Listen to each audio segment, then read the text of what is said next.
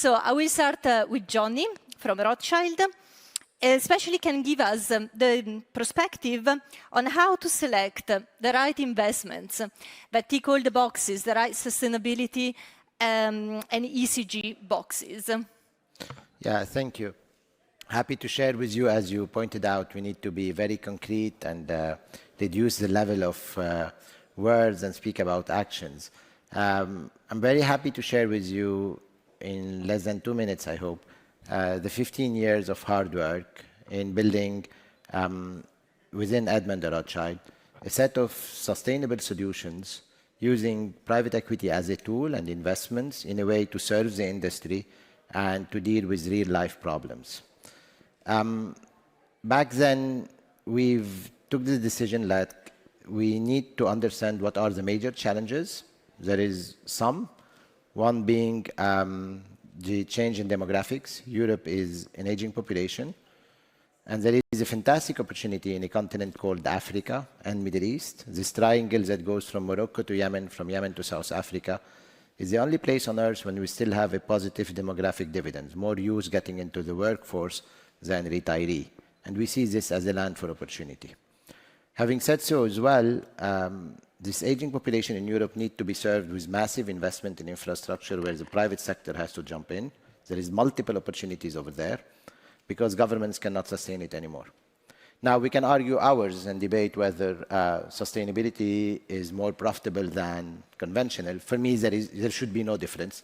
We should all invest sustainably. But until then, there is still a road to be achieved to achieve that. However, what we're sure about that, if you go into that route and you bring the right skills and know-how to deliver real returns, you can reduce the volatility and serve a purpose. And more importantly, the use of technology. We have a fantastic opportunity nowadays that the technology became accessible and it helped us to create value and transition.